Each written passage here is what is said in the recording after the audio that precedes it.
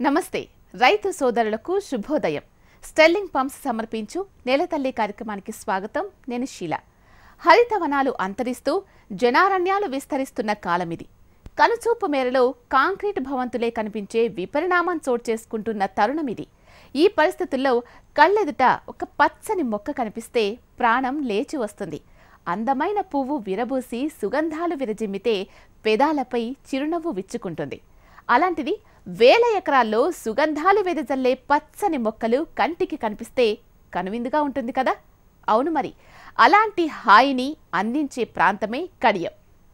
దేశ విదేశాల్లో ఎంతో మందికి కొన్ని వేల రకాల మొక్కలను అందిస్తూ ఆర్థికంగా ఎదగడమే కాకుండా పర్యావరణాన్ని రక్షిస్తూ విదేయ పదంలో దూసుకెళ్తున్న కడియం నర్సరీ నిర్వాహకుడు సుబ్రహ్మణ్యంపై ఇవాల్టి నేలతల్లి ప్రత్యేక కథనం.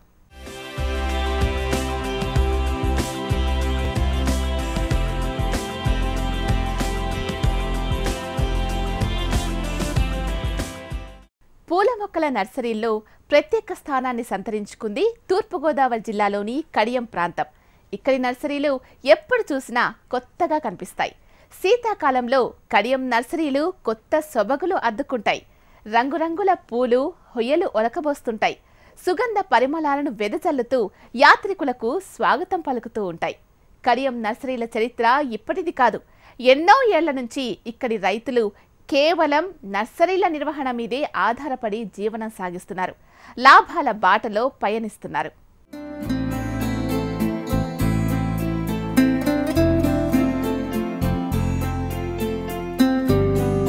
ప్రకృతి రమణీయతనంతటినీ ఒక్కచోటికి చేర్చి స్వదేశీ విదేశీ సరిహద్దుల్ని చెరిపివేసి మనసుకు హాయిని, ఆహ్లాదాన్ని, ఆనందాన్ని ఇచ్చే ప్రాంతం ఏదైనా ఉంది అంటే అది ఖచ్చితంగా కడియపులంక నర్సరీలనే చెప్పాలి. ఇక్కడి అందాలు చూడటానికి రెండు కళ్ళు సరిపోవు. ప్రకృతి తన అందాలను మొత్తం ఇక్కడే నిక్షిప్తం చేసిందా అన్నట్లు అనేక రకాల మొక్కలు ఇక్కడ సందర్శకులకు కనువిందు చేస్తుంటాయి. వన ప్రేమికులను కట్టిపడేస్తూ ఉంటాయి.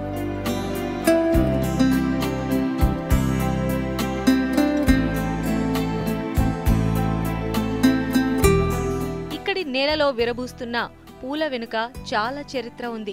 సుమారు 100 ఏళ్ల క్రితం కడియం ప్రాంతంలో నర్సరీలు మొదలయ్యాయి.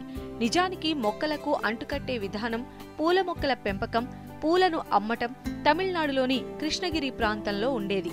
ఆ విధానంపై మక్కువతో ఇక్కడి రైతులు 1902లో కడియపు లంకలో నర్సరీలను ప్రారంభించారు. పిడతల్లో మట్టిని వేసి అందులో మొక్కలను పెంచి కడియం రైల్వే స్టేషన్ నుంచి ఇతర రాష్ట్రాలకు ఎగుమతి చేసేవారు. ప్రారంభంలో 1/2 ఎకరంలో నర్సరీ ప్రారంభమైందని ఇక్కడి వారు చెబుతూ ఉంటారు. 100 సంవత్సరాలు బట్టి కడియంలో నర్సరీలు ఉన్నాయి. ఒక ఆయన పెద్ద ఆయన ఈ నర్సరీలకి కారకుడు, ముఖ్య కారకుడు రావు చిన్నారావు అనే ఆయన ఇక్కడ బీజం నాటారు. అప్పుడు నుంచి స్టార్ట్ అయ్యి నాకు సుమారు నేను కూడా ఈ ఫీల్డ్లో మా తాతగారు ఉన్నారు, తర్వాత మా నాన్నగారు ఉన్నారు, మా తండ్రి గారు, నేను కూడా ఒక 20 సంవత్సరాలు బట్టి కూడా ఇదే ఫీల్డ్లో ఉన్నాను. రోజు రోజుకి కూడా ఈ నర్సరీలు అభివృద్ధి అలాగా సంవత్సరానికి 10 ఎకరాలు, 20 ఎకరాలు, 100 ఎకరాలు, ఇవాళ సంవత్సరానికి 100 ఎకరాల తరపున ఎక్కువగా దీని నర్సరీల మీదే ఎక్కడైనా అయితే ఈ వరి పండిస్తారు, చెరుకు పండిస్తూ ఉంటారు. కానీ కడియం మండలంలో అందరూ దీన్ని ధీటుగా అందరూ కూడా మొక్కలు తయారు చేస్తూ ఉంటారు.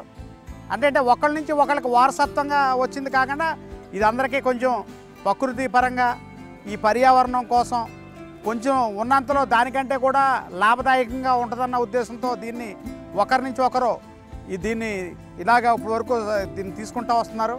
ఒకప్పుడు ఈ నర్సరీలు అంటే కర్ణాటక బెంగళూరు, తర్వాత వెస్ట్ బెంగాల్ కలకత్తా, కేరళ త్రివేంద్రం అవి ఉండేవి మా చిన్నప్పుడు. ఇంతకుముందు సినిమా షూటింగ్స్ జరగాలన్నా లేకపోతే ఎక్కడన్నా ఈ మొక్కలు తీసుకొచ్చి మన ఆంధ్రప్రదేశ్లో కూడా నాటాలంటే కొత్త కొత్త రకాలు అవన్నీ కావాలంటే ఇతర రాష్ట్రాల నుంచి తెచ్చే పరిస్థితి ఉండేది. ఇప్పుడు ఏంటంటే ఇంతమంది వచ్చారు కనుక ఒకరి నుంచి ఒకళ్ళు అవేర్నెస్ పెరిగి ఒకళ్ళకంటే ఒకళ్ళు బాగా డెవలప్ చేస్తే బాగుంటుందన్న ఉద్దేశంతో అందరూ ఒకళ్ళ మీద ఒకళ్ళ పోటీ తత్వం పెరిగి కొత్త కొత్త రకాలన్నీ ఇక్కడ తయారు చేయడం వల్ల కడియం 2003 నుంచి నెంబర్ 1 ప్లేస్లోకి వచ్చింది. నర్సరీల నిర్వహణ లాభసాటిగా ఉండడంతో రైతులు ఒక్కొక్కరిగా మొక్కలు సాగు చేయడం ప్రారంభించారు.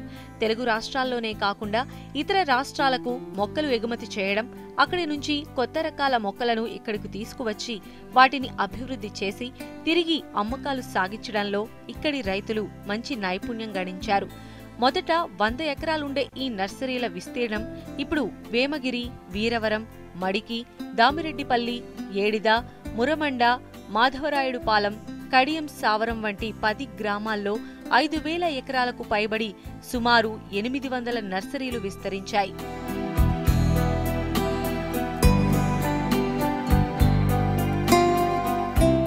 వనాల ప్రారంభ దశలో పూలను కావడిలో పెట్టుకుని రాజమండ్రి వరకు కాలినడకన వెళ్లి అమ్మేవారు. మిగతా ప్రాంతాలతో పోలిస్తే ఇక్కడి మొక్కలు ఆరోగ్యంగా, ఎదుగుదల బాగా ఉండడంతో మంచి పేరు వచ్చింది. పూల మొక్కల పెంపకం, అమ్మకంలోంచి మామిడి, జామ వంటి రకాలు అమ్మేలా ఉన్నతమైన మార్పులు వచ్చాయి.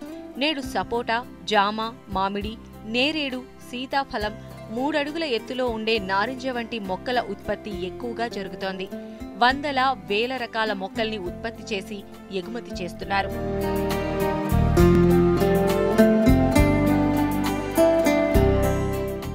కడియం నర్సరీ దేశంలోనే పేరెన్నికగాంది.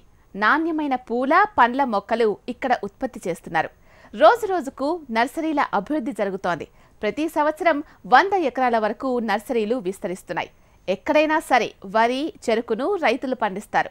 కానీ కడియం మండలంలో దానికి ధీటుగా మొక్కలు తయారు చేస్తున్నారు. ఒకరి నుంచి ఇంకొకరికి వారసత్వంగా వచ్చింది కాకుండా ప్రకృతి, పర్యావరణాన్ని కాపాడుతున్నారు. మిగతా పంటల కన్నా నర్సరీల నిర్వహణ లాభసాటిగా ఉండడంతో రైతులు ఈ దిశగానే అడుగులు వేస్తున్నారు.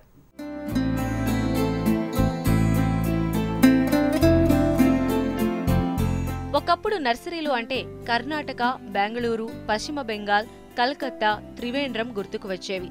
ఆంధ్రప్రదేశ్లో నర్సరీల నిర్వహణ పెద్దగా ఉండేది కాదు. ఏ మొక్క కావాలన్నా ఇతర రాష్ట్రాలకు వెళ్లాల్సిన పరిస్థితి. ఇప్పుడు ఆ పరిస్థితి లేదు. దేశ విదేశాల్లో ఉన్న డిమాండ్ దృష్ట్యా పోటీ నేపథ్యంలో ఒకరి నుంచి మరొకరు నర్సరీల్లోకి అడుగుపెట్టారు. దీంతో కొత్త కొత్త రకాలను పెంచడం, మిగతా రాష్ట్రాలను ఆకర్షించడం వల్ల 2003 నుంచి కడియం ప్రాంతం నంబర్ 1 ప్లేస్లో ఉంది.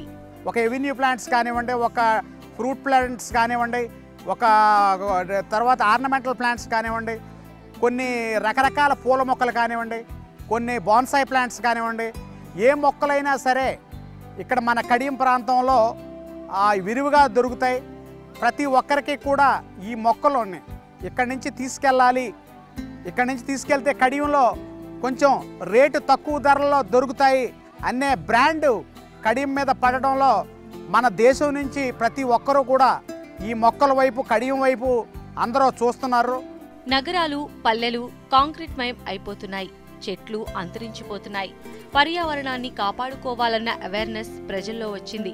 ఇంటి ఆవరణలో, అపార్ట్మెంట్లలో, ఆఫీసుల్లో మొక్కల్ని పెంచేందుకు ముందుకు వస్తున్నారు. ట్రెండ్ మారుతోంది.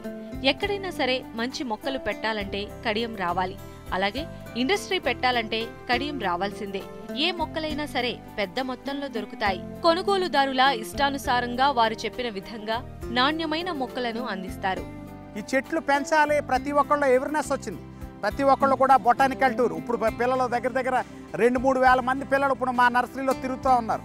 అంటే వీళ్ళందరికీ చిన్నప్పటి నుంచి మొక్కలు పెంచాలి, ప్రతి ఒక్కళ్ళు మొక్కనే పెంచుకోవాలి.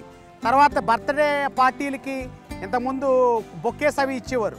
ఇప్పుడు ఏంటంటే ప్రతి ఒక్కళ్ళు ఒక సాంప్రదాయంగా మంచి కార్యక్రమం అయినా, తర్వాత ఏ కార్యక్రమం అయినా సరే ఈ మొక్కల్ని ఇచ్చిపుచ్చుకోవడం అనేది అలవాటుగా మారుతుంది. ట్రెండ్ అంతా మారుతుంది. ఇప్పుడు యూత్ కూడా మారుతున్నారు. ప్రతి ఒక్కళ్ళు ఇప్పుడు ఎక్కడైనా సరే మంచి తోట పెట్టాలంటే కడియం రావాలి. అలాగే ఒక ఇండస్ట్రీ పెట్టాలంటే అందులో గ్రీన్ బెల్ట్ డెవలప్ చేయాలంటే మన కడియం రావాలి. ఎందుకంటే ఇక్కడికి ఎన్ని మొక్కలైనా లార్జ్ స్కేల్లో దొరుకుతాయి. తర్వాత ఏంటంటే అక్కడికంటే కూడా చాలా తక్కువ రేట్లలో ఏ సైజు కావాలో వాళ్ళకి ఆర్కిటెక్ట్ ఉంటాడు. ఇప్పుడు డిజైన్, ఆ డిజైన్ ప్రకారం వాళ్ళకి ఏ సైజు కావాలో ఆ స్పెసిఫికేషన్స్ అన్నీ కూడా మన కడియం ప్రాంతంలో అన్ని టైంలో సపోర్ట్గా మొక్కలు చీప్ అండ్ బెస్ట్ రేట్స్లో దొరకడం వల్ల ఇంత దగ్గర మా చిన్నప్పుడు అయితే ఒక 500-600 ఎకరాల్లో 700 ఎకరాల్లో నర్సరీ ఉండేది. ఇప్పుడు సుమారు ఇప్పుడు దగ్గర నాకు తెలిసి ఒక 5,000 ఎకరాల్లో ఈ నర్సరీ విస్తరించింది. మొక్కల్ని కంటి పాపల్లా కాపాడుకుంటారు నర్సరీ నిర్వాహకులు.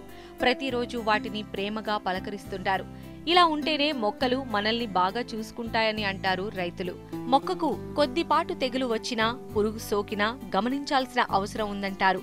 రైతు పొద్దున్నుంచి సాయంత్రం వరకు మొక్కల సంరక్షణలోనే నిమగ్నమైపోతారు. అలా ఆరోగ్యకరంగా మొక్కలను పెంచటం వల్ల కడియం నర్సరీలోని మొక్కలకు మంచి డిమాండ్ ఏర్పడుతోంది.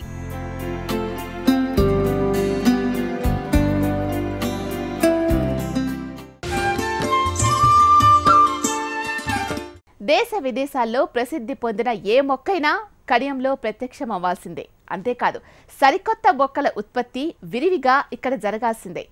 ఏ మొక్కైనా సరే ఇక్కడ కొనుగోలుదారులకు అందుబాటులో ఉంటాయి. అందుకే వివిధ రాష్ట్రాల నుంచి కస్టమర్లు కడియం బాట పడతారు. ఇంతకీ కడియంలో ఏ రకాల మొక్కలు అందుబాటులో ఉన్నాయి, వాటి స్పెషాలిటీ ఏంటో ఇప్పుడు చూద్దాం.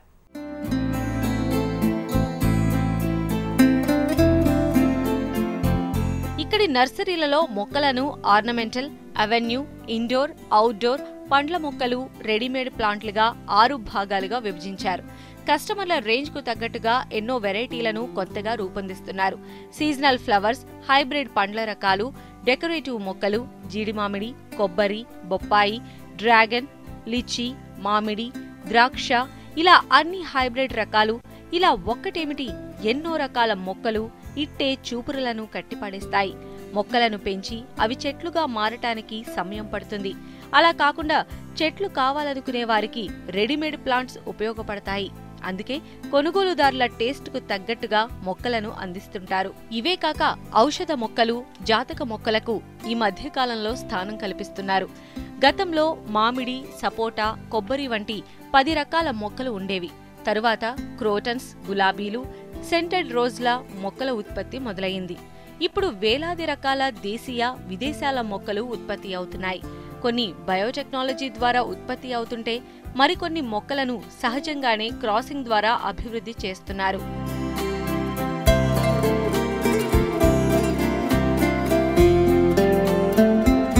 కడియం నుంచి ఎవెన్యూ ట్రీలు ఎక్కువగా ఎగుమతి అవుతూ ఉంటాయి.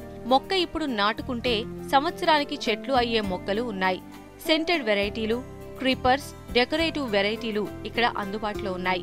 ఇక్కడి నుంచి కోటి వరకు మ్యాంగో క్రాఫ్ట్ జరుగుతాయి. ఒరిస్సా, కర్ణాటక, మాల్దీవ్స్, దుబాయ్, మస్కట్లో ఇండియన్ ఫ్రూట్స్ కి చాలా డిమాండ్ ఉంది. ఇక్కడి రైతులు చదువుకున్నవారు కారు, అయినా అద్భుతాలు సృష్టిస్తున్నారు.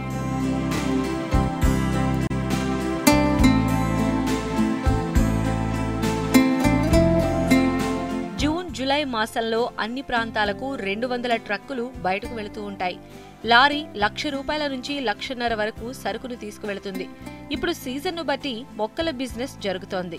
బిల్డింగ్స్, అపార్ట్మెంట్లు, విల్లాల వారు రెడీమేడ్ గార్డెన్స్ కే మక్కువ చూపిస్తున్నారు. జూన్ జూలైలో అయితే సుమారు మొత్తం దేశంలో అన్ని ప్రాంతాలకి, ఈ 30 రాష్ట్రాలకు కూడా మొక్కలు, అంటే వర్షాకాలం వస్తే కనుక అందరు ప్రతి ఒక్కరికి మొక్కలు వేయడానికి ప్రారంభించారు. కనుక సుమారు 200 ట్రక్స్ ఇక్కడ మన కడియం ప్రాంతం నుంచి బయటికి వెళ్తూ ఉంటాయి అన్ని రాష్ట్రాలకి. అలాగే ఇక్కడ దీన్ని బట్టి లెక్కేసుకుంటే లారీ ₹1,00,000 నుంచి ₹1,50,000 వరకు కూడా దాన్ని ఉండొచ్చు. అది 2-3 నెలల సీజన్ ఉంటుంది. సీజన్ ఇప్పుడు ఏంటంటే ప్రతి ఒక్కళ్ళకి ఇప్పుడు వాటర్ అది కొంచెం సఫిషియెంట్గా ఉంటే కొన్ని, అప్పుడైతే మా పూర్వకాలం అయితే జూన్ జూలై నెలలోనే వేసేవారు. ఇప్పుడైతే దాన్ని ఇంకొక డిసెంబర్ జనవరి వరకు కూడా ఈ మొక్కలు పెంచడం కోసం ఈ లారీలన్నీ ఎగుమతి చేస్తున్నారు. ఇప్పుడు ఏంటంటే ఇప్పుడు సీజన్ బట్టి ఈ మొక్కల బిజినెస్ జరుగుతూ ఉంటుంది. ఇప్పుడు అందరూ కూడా ప్రతి ఒక్కళ్ళు బిల్డింగ్ కట్టుకున్న, పెద్ద పెద్ద అపార్ట్మెంట్స్ ఉన్న, విల్లాస్ కట్టిన ఈ రెడీమేడ్ గార్డెన్స్కి చాలా ఇంపార్టెన్స్ ఇస్తున్నారు. కనుక ఇదే వృత్తి మీద ఎన్నో వేల మంది రైతులు, ఎన్నో వేల మంది కూలీలు పనిచేస్తున్నారు. కనుక వాళ్ళందరూ కూడా బతకాలంటే మరి నిత్యం వెళ్ళాలి. బయటి ప్రదేశాల్లో మట్టితో ఉన్న మొక్కలను తీసుకోరు. సాయిల్ లెస్ మీడియా అయిన కోకోపిట్లో పెంచి ఆరోగ్యంగా తయారు చేసి వాటిని ఎగుమతి చేస్తున్నారు. రైతులకు ట్రైనింగ్ ప్రోగ్రామ్స్ ఇస్తున్నారు, మెళకువలు నేర్పిస్తున్నారు. భవిష్యత్తులో నెదర్లాండ్స్, హాలండ్ మించిన ప్రాంతంగా ఏర్పడే అవకాశం ఉంది. దుబాయ్లో కూడా ఈ మస్కట్ అయి కూడా కొన్ని దేశాల్లో ఈ ఫ్రూట్ ప్లాంట్స్కి, ఇండియన్ ఫ్రూట్స్కి చాలా డిమాండ్ ఉంది. దాన్ని కూడా ఇప్పుడు మళ్ళీ బయటికి దేశం పంపించాలంటే కొన్ని ఇబ్బందులు ఎక్కువ ఉన్నాయి. అంటే మట్టిలో వాళ్ళు ఎవరు తీసుకోరు కనుక ఇవన్నీ కూడా మళ్ళీ సాయిల్లెస్ మీడియా కోకోపీట్లో పెంచి దాన్ని మళ్ళీ మనం ఇక్కడ దాన్ని 2-3 నెలలు తయారు చేసి మంచి ఆరోగ్యంగా ఉన్న మొక్కల్ని డిమాండ్గా ఉంది బాగాను. దాంట్లో కొంతమంది రైతులు ఇప్పుడిప్పుడే మెలకువలు నేర్చుకుని దీని మీద ఈ ట్రైనింగ్ ప్రోగ్రామ్స్ అయ్యి కొద్దిగా గవర్నమెంట్ ఇస్తుంది. ఇంకా భవిష్యత్తులో ఇంకా ఎక్కువ ఇస్తే దగ్గర 5,000 మంది ఉన్నారు. 5,000 మంది కూడా ఎక్స్పోర్ట్ చేసి ఇలా ఉంటే మందే హాలండ్ని మించిన ప్రాంతంగా ఏర్పడే అవకాశం ఉంది. సాధారణ మొక్కల ధరలు ₹2 నుంచి ₹2,000 వరకు ఉంటాయి. ఇవి కాక అలంకరణకు ఉపయోగించేందుకు వివిధ జంతువులు, పక్షుల ఆకృతుల్లో తీర్చిదిద్దిన మొక్కలు 10,000 వరకు పలుకుతాయి. ఇవి కాక కొన్ని అరుదైన విదేశీ మొక్కల ధర 2 లక్షల వరకు ఉంటుంది. మొక్కలను పెంచుకునే కుండలు కూడా వివిధ ఆకృతుల్లో ఆకర్షణీయంగా ఉంటాయి.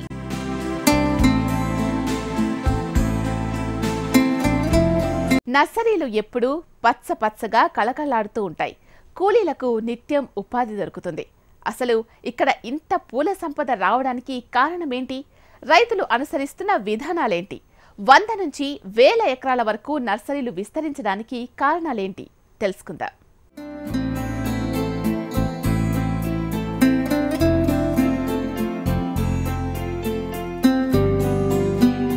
కడియం ప్రాంతం ప్రకృతి ఇచ్చిన వరం అంటారు ఇక్కడి రైతులు. ఇదంతా ఒకప్పుడు గోదావరి పరివాహక ప్రాంతం. అందుకే ఇక్కడ ఏది పెట్టినా బంగారంలా ఉంటుంది. ఇక్కడి నీరు, మట్టి బంగారమే. ఏ మొక్క వేసినా గ్రోత్ బాగా వస్తుంది. రైతుకు ఇది ఎంతో మేలు చేస్తోంది. ఇక్కడ ఏది అంట్లు కట్టినా మొక్క వేసిన తరువాత వచ్చేస్తోంది. అందువల్లే నర్సరీల అభివృద్ధి ఇక్కడ పెద్ద మొత్తంలో జరుగుతోంది. ప్రకృతి ఇచ్చిన వరమే అనుకుంటున్నాను నేను. ఇక్కడ ఇదంతా కూడా ఒకప్పుడు ఇది గోదావరి పరివాహక ప్రాంతం అవడం వల్ల ఇది ఇక్కడ ఏది పెట్టినా కానీ బంగారంలా ఉంటుంది. ఇక్కడ నీరు, మట్టి బంగారమే. ఎందుకంటే ఇక్కడ భగవంతుడు నిజంగా కూడా ఇక్కడ వరమే ఇచ్చాడు మమ్మల్ని బతకమని అన్నట్టు. ఇక్కడ ఏంటంటే ఏది అంట్లు కట్టినా, ఏ మొక్క వేసినా సరే చాలా గ్రోత్గా దీన్ని త్వరగా వస్తుంది. రైతుకు ఎంతో మేలు చేస్తూ ఉంటుంది ఇది. ఈ గ్రోత్ రావడం వల్ల ఎక్కువగా నర్సరీలు తయారై ఈ మట్టిలో ఏదేసినా సరే తొందరగా సక్సెస్ అయ్యి ఇక్కడ ఈ నేలలో ఏది కట్టినా సరే, ఈ నీటిలో ఏది వేసినా సరే ఈ నీటితో త్వరగా తయారై ఇక్కడ ఎంతోమంది జీవనోపాధికి, ఎంతోమంది నర్సరీలు పెరగడానికి ఈ నేల, నీరు, ప్రకృతే కారణం అనుకుంటాం. సుమారు ఇక్కడ 5,000 ఎకరాల్లో నర్సరీలు ఉన్నాయి. 7-8 మంది నర్సరీ రైతులు ఉన్నారు. ఇదివరకు వరి, చెరకు సాగు చేసే రైతులు ఇప్పుడు రెడీమేడ్ గార్డెన్స్ కు మొక్కలు పెంచడం, కార్పెట్ లాన్లను ఏర్పాటు చేస్తున్నారు. సాధారణ పంటల కంటే ఇవి లాభదాయకంగా ఉండడంతో వీటినే సాగు చేస్తున్నారు. ఇతర జిల్లాల నుంచి 15 నుండి 20,000 మంది రైతులు నిత్యం కడియంలో ఉపాధి పొందుతుంటారు.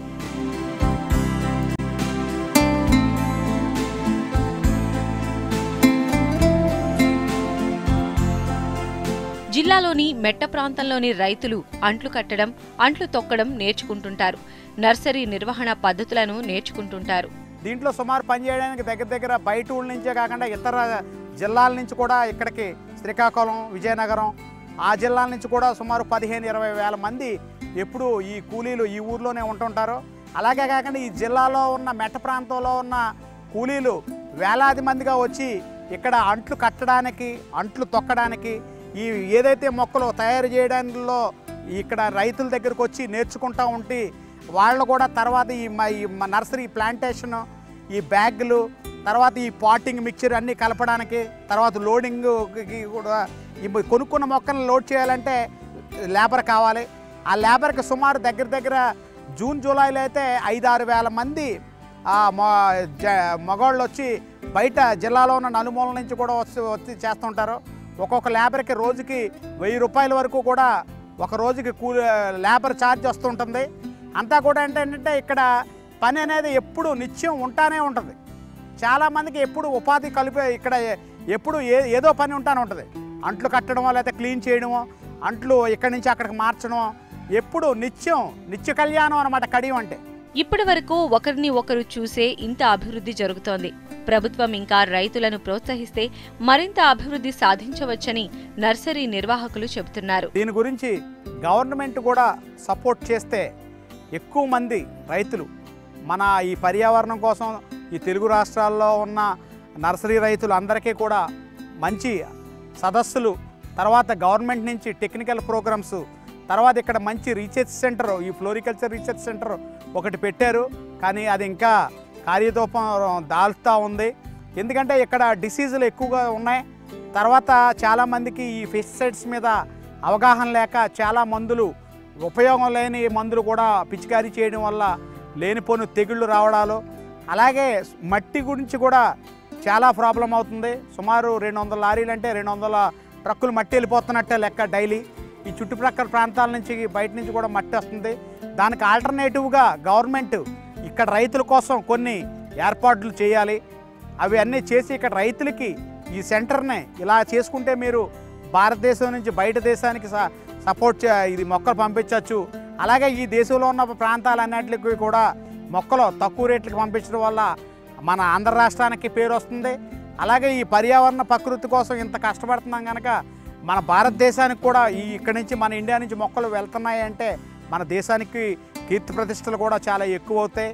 ఎందుకంటే ఈ రైతులు ఎక్కడైనా సరే ఎవరైనా సరే ఇప్పుడు ఈ వ్యవసాయం చేయడానికి ముందుకు రావట్లేని టైంలో ప్రతి ఒక్కడు ఇక్కడ డిగ్రీ చదువుకుని, లేకపోతే ఇంజనీరింగ్ చదువుకుని, బయోటెక్నాలజీ చదువుకుని అందరూ కూడా ఈ నర్సరీల రంగం వైపే వచ్చేటట్టు మేము ఒక వంశపారపర్యంగా ఎలా ఉంటుందో ఒక కులవృత్తిగా దీన్ని నమ్ముకుని ప్రతి ఒక్కరిని, మా పిల్లల్ని, మా ఈ జనరేషన్ని కూడా ఇందులోనే పెట్టి దీన్ని చేస్తున్నాం. చాలామంది వ్యవసాయానికి ఇష్టపడని రోజుల్లో అందరూ ఈ వ్యవసాయంలో ఈ నర్సరీ వ్యవసాయం చేసి అందరూ మనమే 10 మందికి ఉపాధి కల్పిస్తే బాగుంటుంది కదా, మనం ఇంకొకరి దగ్గర పనిచేయడం ఎందుకనే దాని మీద మేము అనుకుని ఇక్కడ రైతులు అందరూ అనుకోవడం వల్ల మా పిల్లలు అది విని వాళ్ళు చదువుకుని మళ్ళీ వాళ్ళు కూడా ఇదే దాన్ని కొనసాగిస్తున్నారు.